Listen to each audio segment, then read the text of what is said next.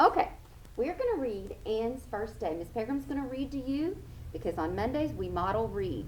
Okay, so this story is by Constance Andrea Karimes.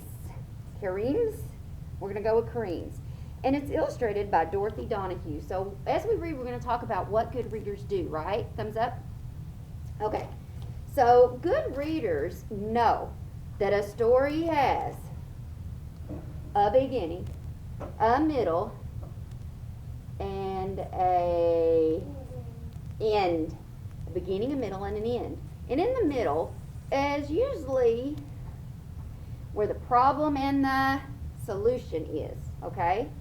So, good readers think, now what happened at the beginning? Usually the beginning is the introduction, you get to learn your characters, you get to learn your setting, and then in the middle is that plot. It's what's going on in that story. You're going to find out, oh no, where's a problem?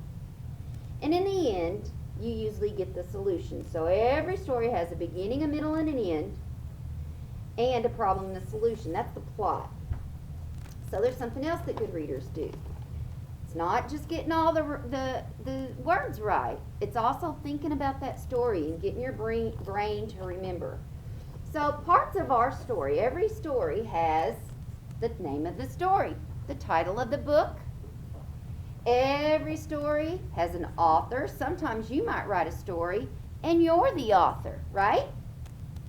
Every story has illustrations. A lot of children's books, second grade books usually have illustrations. Even sometimes the chapter books that won't have as many drawings, they will have a picture here and there. Okay, so we know that the author is who writes the words, the illustrator is who draws the picture, and we know the setting. We talked about setting a little bit last week. Setting is where the story happens, where it takes place.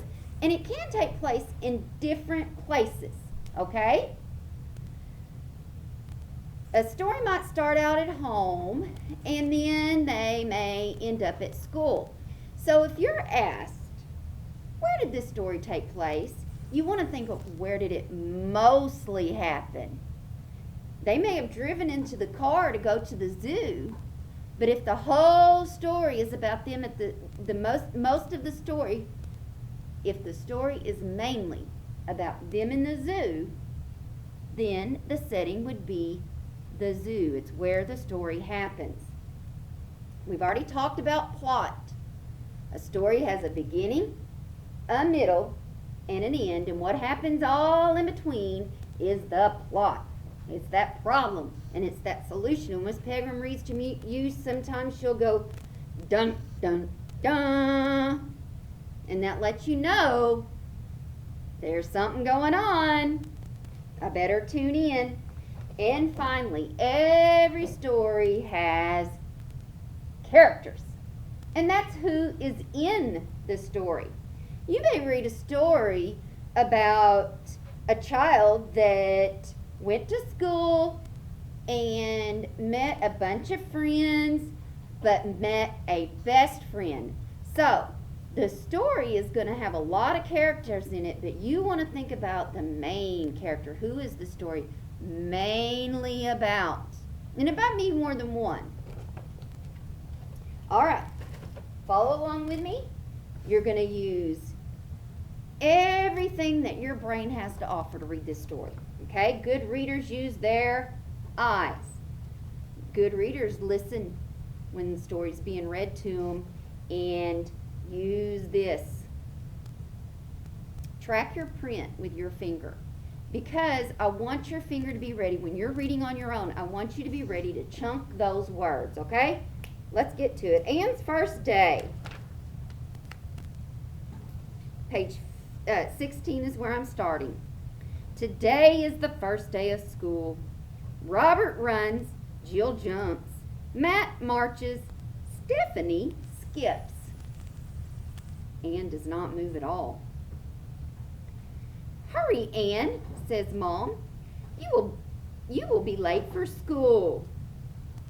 Turn the page. You're following along with your eyes, your ears, and your finger. You're following along. Anne still does not budge. She is scared. She has never been to this school before. Her family moved to this town 2 months ago. Last year at her old school, she knew all the boys and girls. There were Luis and Lonnie, Marcus and Maria, and Jenny and James. Good following along.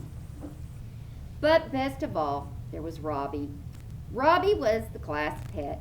He was a fluffy white rabbit with good readers. They make mistakes and they say, let's try that again. He was a fluffy white rabbit with a nose as pink as a peppermint. When Anne learned she would move away When Anne learned she would move away at the end of the school year, the class decided that she could take Robbie with her. Well, that was nice. Ever since Anne moved, she has been spending all her time with Robbie. They play games, they share snacks, they do everything together. Robbie is not just a pet, he is a friend. And isn't that what makes school so special? Our friends. I wish that Robbie could come to school with me, she says. I don't think rabbits like homework, says Mom with a serious face. Robbie will be happy to stay at home eating carrots until you come back. Now hurry up. We are going to be the last ones there. All right, friends, let's take steps a little bit of time. Let's put on our brakes. As you read, I want you to think about these main characters. Anne's a main character, right? So far, Mom and Robbie are in the story. They're characters, okay? And have we decided what a problem is? Do you see a problem? Just thumbs up if you see a problem. You see what the problem is? Think about how your character's feeling. Okay, good. You see there's a problem coming up. But Anne and Mom are not the last ones.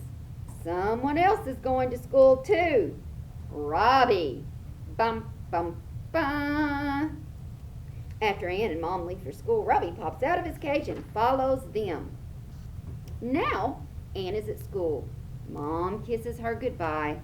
Anne slowly walks into her classroom. All the other boys and girls are already sitting at their desks. Anne feels shy. Each desk has a special card with a child's name on it. Anne looks left. She looks right. Oh, she cannot find her name. Someone named Carlos laughs. Then someone named Jessica laughs and points at Anne's feet. Oh, Anne feels awful. She wiggles her toes. Did she forget her shoes? And she takes a peek down. Friends, thumbs up or thumbs down? Do people like it when people point at them, and especially add a giggle? Good readers think about other stories that remind them. That's called text-to-text connection. Do you recall another story that Miss Pegram read to you where someone pointed and giggled all the time? Thumbs up or thumbs down?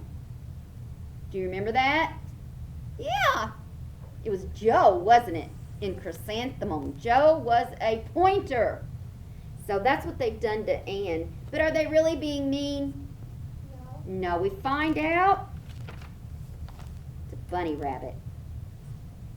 And there, between her feet, is something as pink as a peppermint. A nose. Robbie's nose. Robbie, laughs Anne. What are you doing here? It looks like somebody has followed you to school, says the teacher, Mr. Garcia. He has a nice smile. Anne smiles back. Robbie was the class pet. I'm going to try that again. Robbie was the class pet in my old school, she says. Now he is my pet. Turn the page. A pet rabbit? Says one boy. Oh, you're lucky. I have a turtle at home, says Jessica. He crawls. All the children crowd around to meet Robbie. Robbie is very happy. He wiggles his nose. Look at that word real quick. Isn't that a weird word? Wiggles is spelled Wriggles, but you're not going to say wriggles. It's just Wiggles. He wiggles his nose. The boys and girls clap. Then he wiggles his ears. The boys and girls clap even louder. Then Robbie hops his highest hop and flicks his fluffy tail. The boys and girls clap loudest of all. Let's clap. Let's clap for Robbie. Give him a round of applause. Wouldn't that be great? Robbie feels right at home in school. He rubs his soft pink nose against Anne's hands. Anne smiles.